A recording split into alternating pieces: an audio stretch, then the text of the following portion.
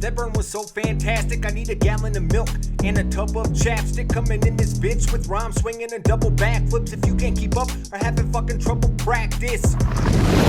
Welcome to After the Burn. Like, be an adult.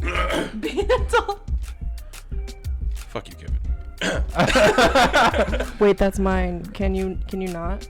Oh, we're Rules. All of a sudden, there's rules. also no sharing. Dang it. Okay. As long as you like rap something really cool really fast, then you can have him. Like for a night. Just for a night. Really cool though. Really It's gotta be really cool. And Sadie's gotta agree that it's really cool. Because she's my best friend. It's not gonna be really cool. I already know. You can't even think of something. Do it. 5, 4, 3, 2, 1. Y'all thought I was going to choke when it came to this rap, but I'm going to let you know I'm coming here giving you the double tap. Cause when it comes to this, I'm dope as fuck when it comes to the game. I'm going to let you know you vaping. I want to know it's the same. But what's the difference? Why you sipping on that drink? Are you trying to take a pause, man? You trying to take a think? What's the words of the lesson of the message you're going to bring? I'm drooling because of peppers, but it makes me want to sing about the dope shit I've said and the way I'm going to bust it. It looks like you're my friend for a night. What's up, cousin? It was like actually really good until like the very end. What do you think, Sadie? Sadie, you're the determining factor. Does he get Kevin for a night? The flow was off, man. It was, but The I'm flow like was off. Sadie is my god. Oh, Okay. yeah, fair enough. Sadie, fair enough. you are my god. You need to tell me. AK gets the win. I win the W. All right. What I really want to do is just ask you interview questions. Oh yeah, go for it. Before all that happened. So while I had hot peppers in my mouth, that'd be kind of funny, you know. Yeah. So well, you've got another one, don't you? I do have another one, and it's still hot in my mouth. So and you haven't answered a single one of my questions. Okay. Okay, well, Okay. ask us questions. Like, do better. Be Oh, a better, well, be a better host. Let me ask you something. Yeah. When you came, oh, Let's put this a little closer. I can't do it. My hands are full. But back Sadie, to you. Sadie, don't listen to him. It's just me and you. Okay, fair enough. Go on. So what got you into the makeup thing? Like how does that work? How does that work? So pretty much, this is gonna sound really bad, but a lot of it stemmed from really low self-esteem. But like when I started being able to like express different like viewpoints with makeup, it started to really make me feel a lot better. So when I was younger, I was raised in like a super conservative household, so I wasn't allowed to like wear makeup, and so I kept like I would go to middle school and I'd wear like pretty much like corpse paint to middle school, and I'd have to like wipe it off before I got home. But one day like I went to school and the security guard made me wipe my face off with Clorox wipes because she said it scared everybody, because I would walk down the hall and everybody would like split to the lockers and like stay away from me. And so like that was just like really interesting, but it kind of let you see like the impact that like, you know, having a visual presence could have. And so I just was like, okay, well, you know, like how else can you make someone perceive you? So it was really interesting to be able to use it as an artistic outlet, because I like to do a lot of art and a lot of painting and stuff. So being able to do it on your own skin, you get to let people perceive you in any way that you imagine. And it's just like really cool to see people's reactions. Like I really like to see people like come together when they see art, because a lot of people see makeup as art, and that's kind of what especially more so. Yeah, now especially, definitely more so. But I think like overall it's been more self-expression more than anything, and being able to just present who I am on a certain day, because I can be a different person every day but still be me, which may sound you know, like it's kind of against each other. It's you know, like, but you know, I can be like this one day, and like I'm not even gonna lie, this is a wig. Like I can have black hair the next day, and like it doesn't matter. Like you be who you want to be in the moment, and I let my emotions really control how I look, which is really interesting, because it's like, you know, you can see how someone feels through a visual representation. Okay. My next question is, because like I've seen a couple different things, and I feel really shitty. I was gonna show a couple of her different different images that she had sent earlier. Really cool shit. But I have a question for you. So you said you're doing painting and things like that. When it comes to putting makeup on and doing all that, what is that kind of stuff? Because I've seen like my mom, you know, whip the makeup on and do some kind of things. But what I've seen you do, like that's a whole different ballpark. So what's the hardest thing that you had to learn? Like what is one of the hardest things that you had to jumping into that? Well, I'd say like is just like guy to guy real quick before she answers the question.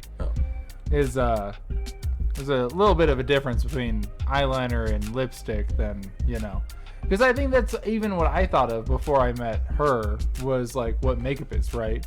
You throw in like a little eyeliner and like some mascara and a little lipstick and you call that makeup, right? Yeah. That's like the base. So there's a difference between like really putting like not even effort, I guess I would say, but you know, a different form onto it. It's something where you treat it more as like an art form, like more as a painting or something. Yeah, so like in that same vein of that question, is it like what was for me when I think about art and I look at your makeup, I think like immaculate line work, shit like that, texturing, going in there, blending and shit like that. For me, when I do my art or whatever, those are some of the things I avoid. Like I hate line art, you know. Yeah. I'll do that, and I can't draw a straight line for the life of me. I don't know how. I watch my hands up in here and comic lines and things like that. I see these, you know, perfect lines. There's no waver in it, you know, completely straight. And I'm seeing that. I've seen that multiple times on you. And is that one? Was there anything that was like particularly difficult when you're doing what you do that had to kind of wrap in, or? I mean, honestly, all of where I've gotten today, and like this may not look very extreme, but like this has taken a lot of work, and I can do things that are so much more intense than this. But in general, getting to the point where it looks so smooth and so fluid is years in progress. Okay. Because if you were to take a look and like at some point I can definitely send you pictures of like my earlier looks, but it looks very shaky, it looks very like unfinished, something just looks like okay, it was good for the time but it wasn't great.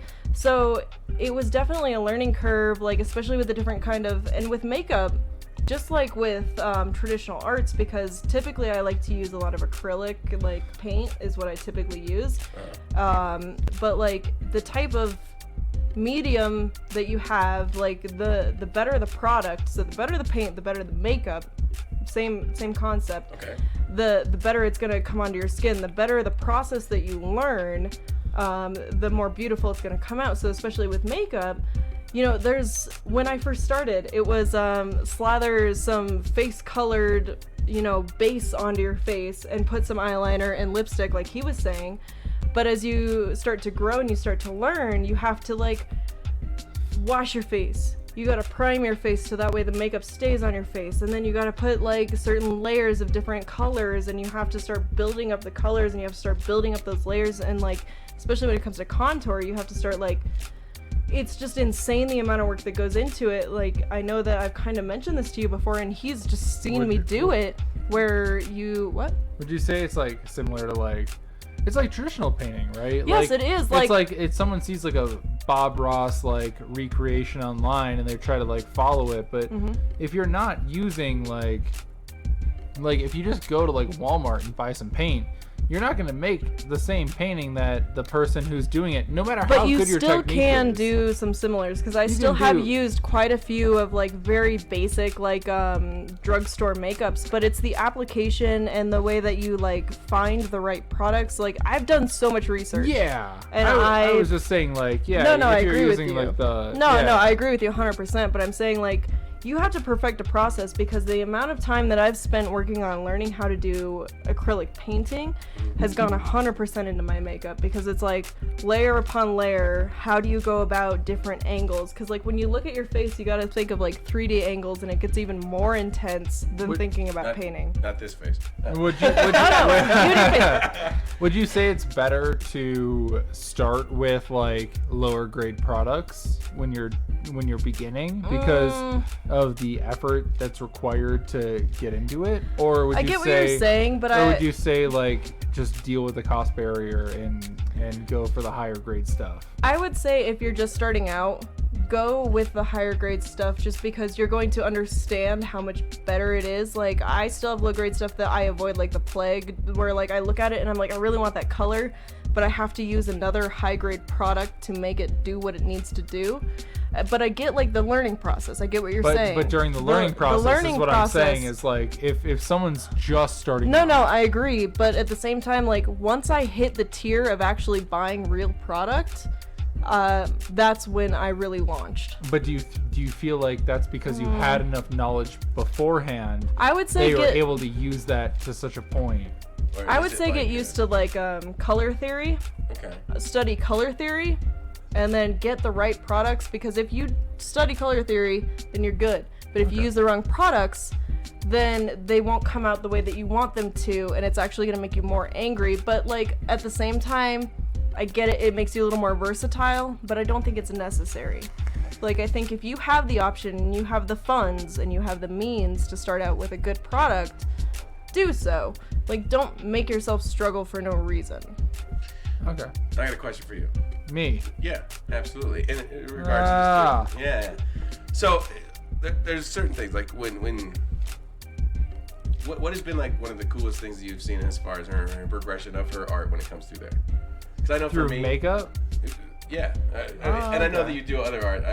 Yeah, no, I'm like, I'm more than happy to focus on makeup, but I feel like my art background plays into where I come from with this. Now, since you guys have been, like let's say the whole thing, you guys together, like, there's got to be a progression. I don't know that, like, when. Well, it's interesting because, I mean, we've been together pretty much through quarantine. I mean, it's basically been our relationship is quarantine. Yeah, like we started. True. Basically at the beginning of quarantine, like 2-ish years ago or whatever. And that's kind of, well, it was a little before that, but you know, it's basically been quarantine, so she's never had a reason to do much over the top stuff. That's true.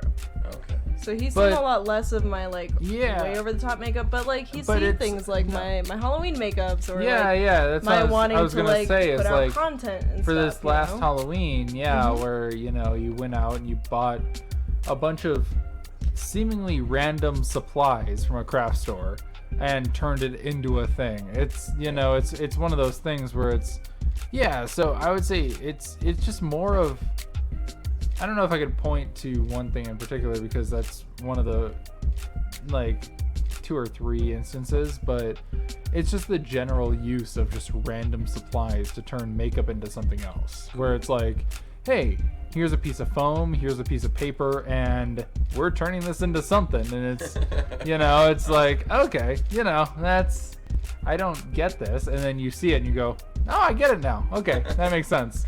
Yeah, and it's funny because I have a lot of people ask me like, what kind of like tutorials do you watch or who do you follow?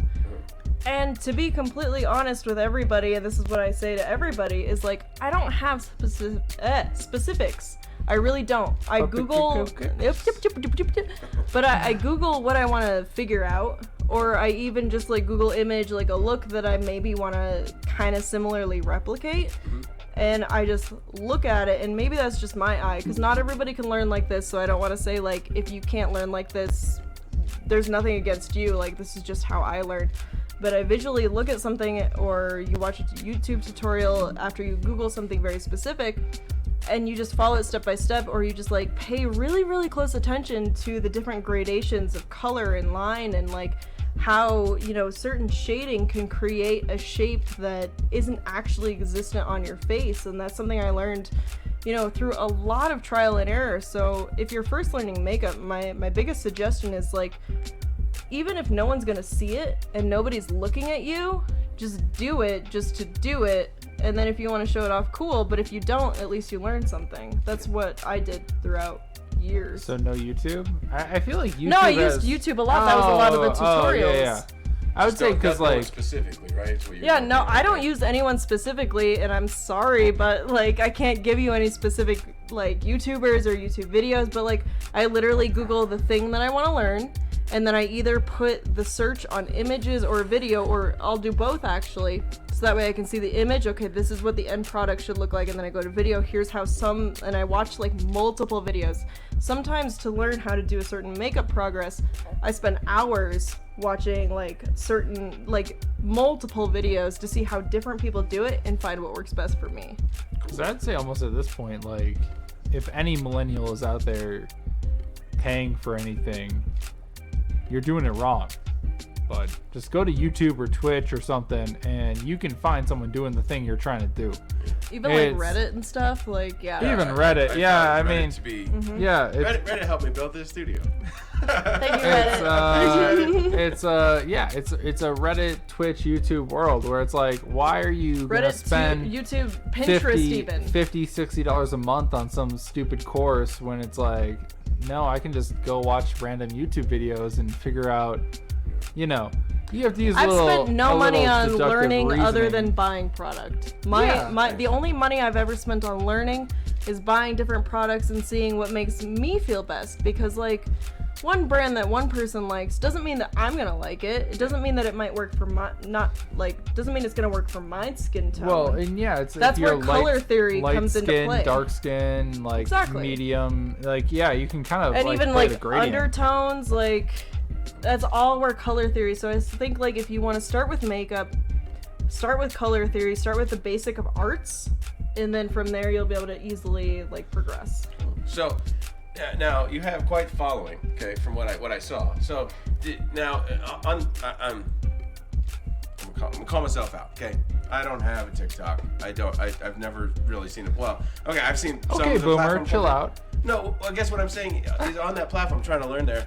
Do you get to interact with them? Do they ask you questions? Is there kind of a feedback? And if they do, what's a common? Like, what's the most common thing that people are going to be asking you about? Because I mean, bro, have you ever been on social media? Shut up. No, not really. Have you seen my social media accounts? The hot dog shit. I do YouTube.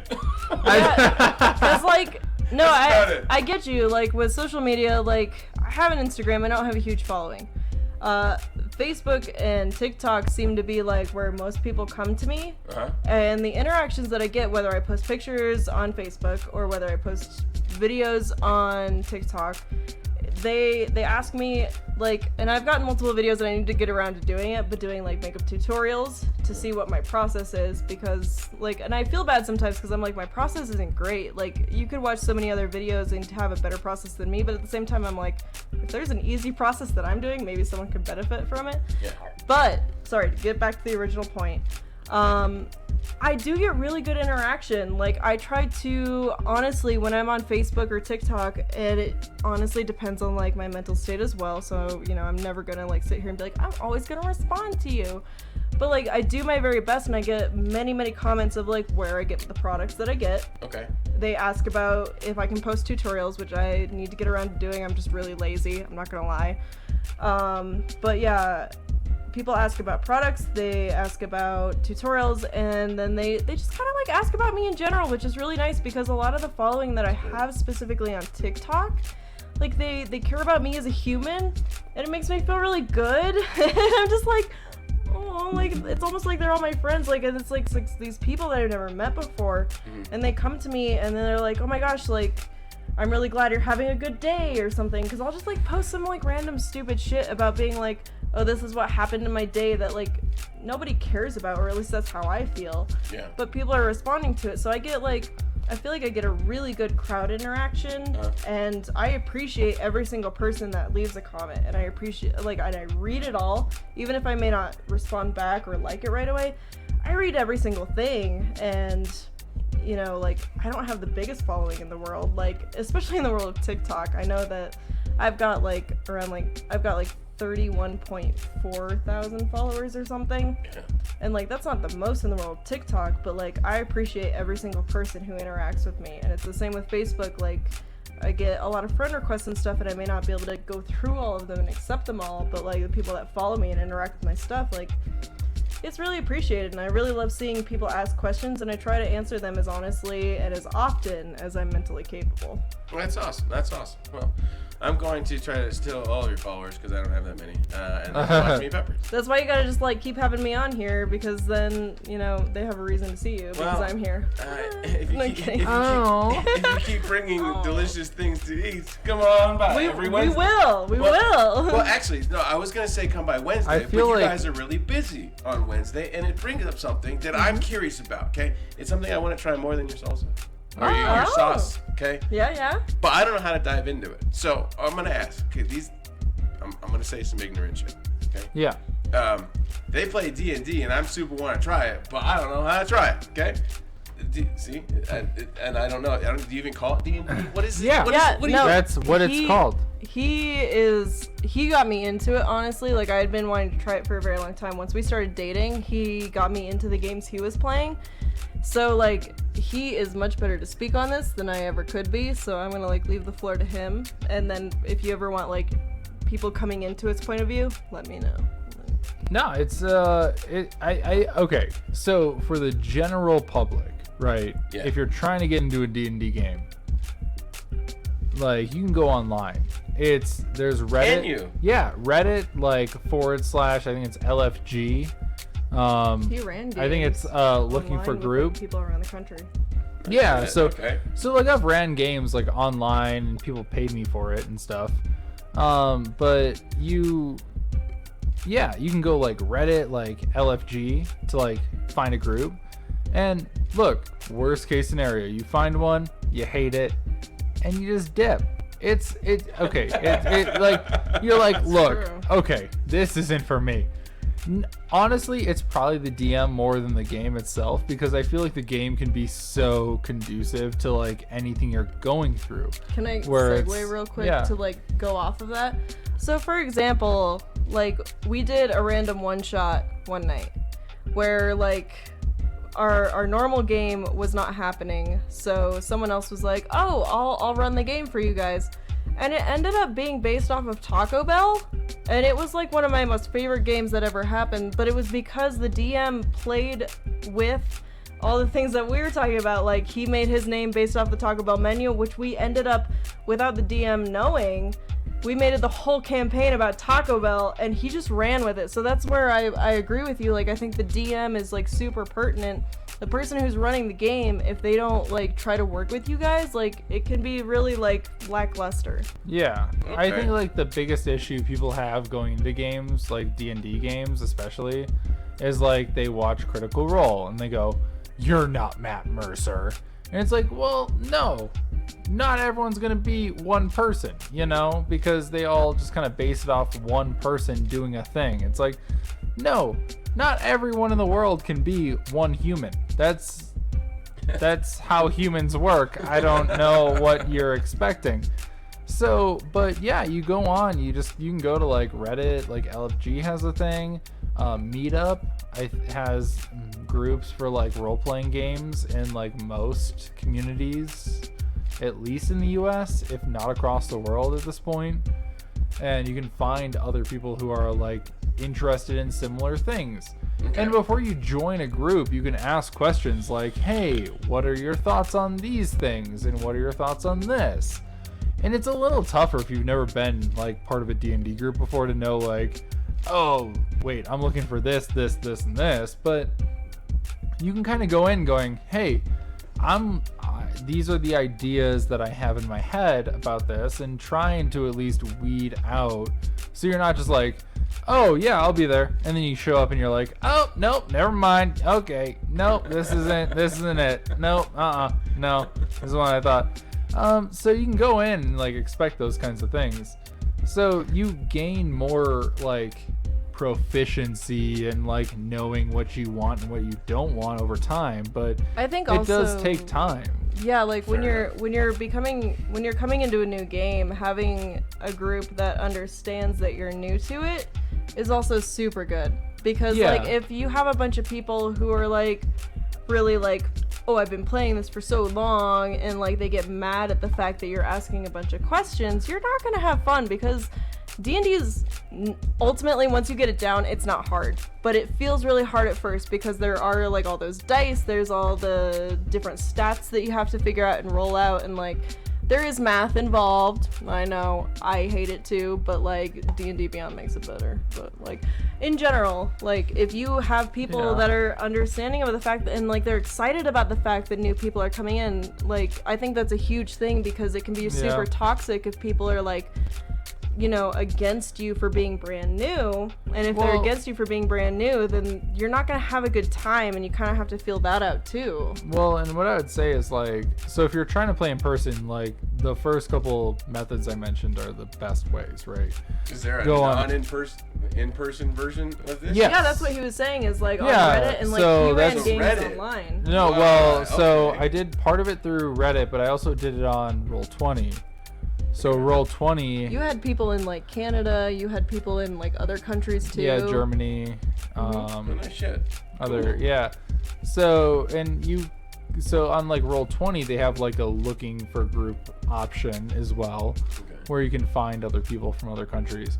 And that honestly is probably maybe the best way to kind of get sort of introduced to like concepts of D&D. Okay. I wouldn't say it's the best way to play it. I think it's definitely better in person, but I think Roll20 has a lot of great aspects to it. I loved the platform itself, where you can get people together from different states or different countries and get them all together to play a game and just express themselves however they want to be expressed. Like, it doesn't matter if you're a guy wanting to be a girl who's playing a guy who's trying to do this thing.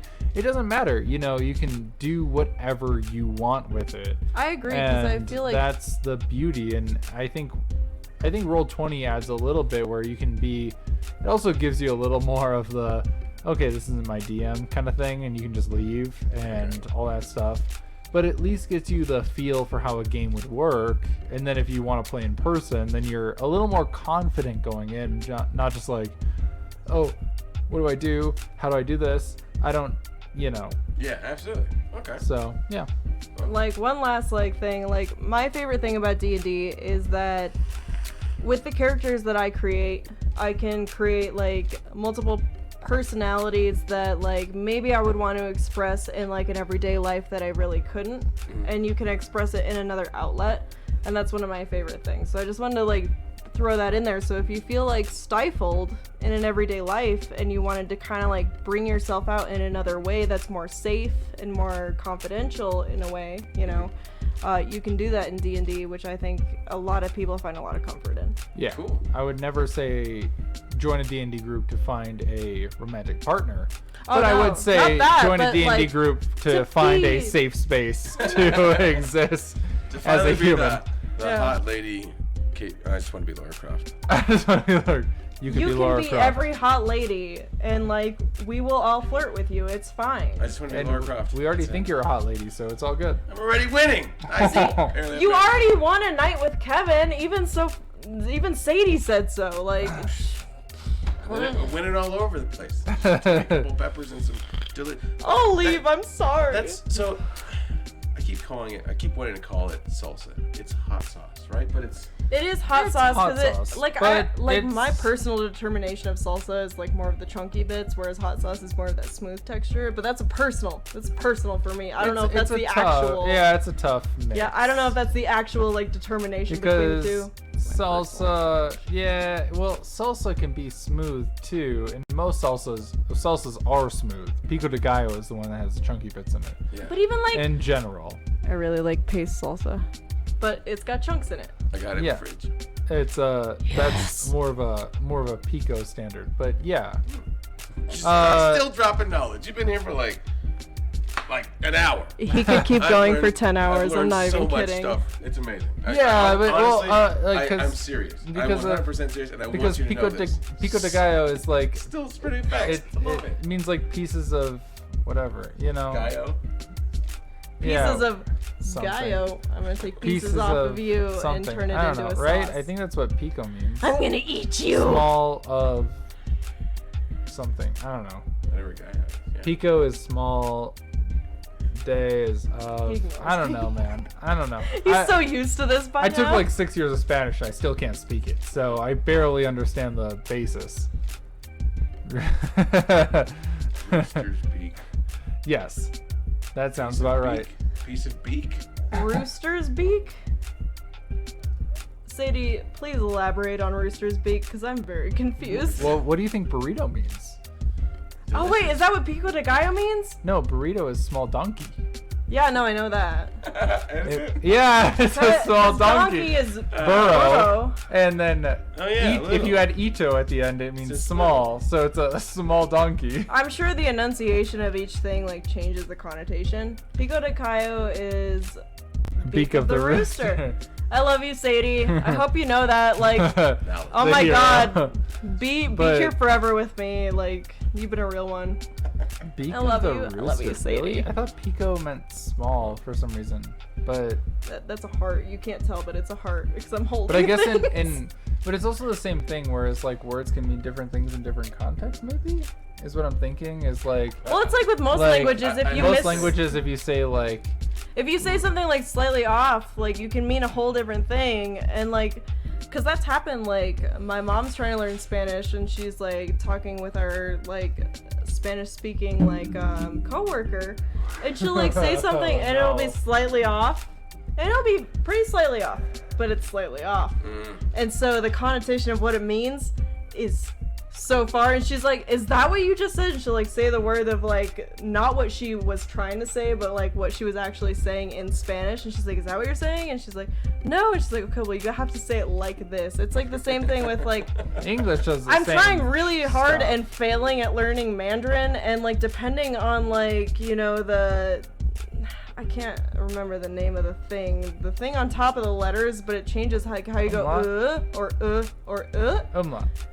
Yeah, umlaut. Like that changes the meaning. knowledge. That changes the meaning of the word so fast that you could be saying like something so offensive, like so easily, just because your inflection was wrong. Yeah. And I'm just like, my life. Whoa. Whoa. Help! Whoa.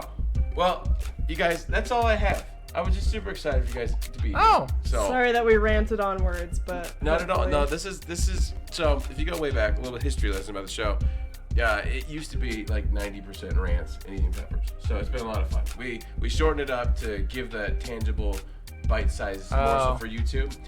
And that's why we did the afterburn. So we wanted to have our little 10-minute thing where we had peppers and gave people whatever fun. Yeah. But the afterburn, which we're doing right now, is a just as long as however it needs to be having fun time thing. So like a shit show type thing. absolutely. I like it. So yeah. Yeah. But yeah, I'm just so jazzed you guys came here. I'm gonna wrap it up for everybody. Sadie, I love you. Thank you for sticking around for this long. I just wanted to point You're a that out true real hero. quack. I'm a duck. Whoa, angry duck. I'm just a freestyling rapper guy named AK. And I'm a duck named Yam Bean. Hello, I'm Kevin. And Kevin, this has been a fantastic afterburn. Thank you so much, guys. Yeah. Thank you Yeah. for Oh, having us. Thank you for having us. Yeah. Thank It's you fun. for watching. Bye, everybody. We got peppers. We got peppers. And hot sauce / salsa stuff. That burn was so fantastic, I need a gallon of milk and a tub of chapstick. Coming in this bitch with rhymes swinging and double backflips. If you can't keep up or having fucking trouble, practice. Welcome to After the Burn, AK has mastered his turn, but now you bastards will learn. We plastering the content and we fucking captured it firm. Compelling or disastrous, you'll kinda have to return. Plastering the content and we fucking captured it firm. Compelling or disastrous, you'll kinda have to return.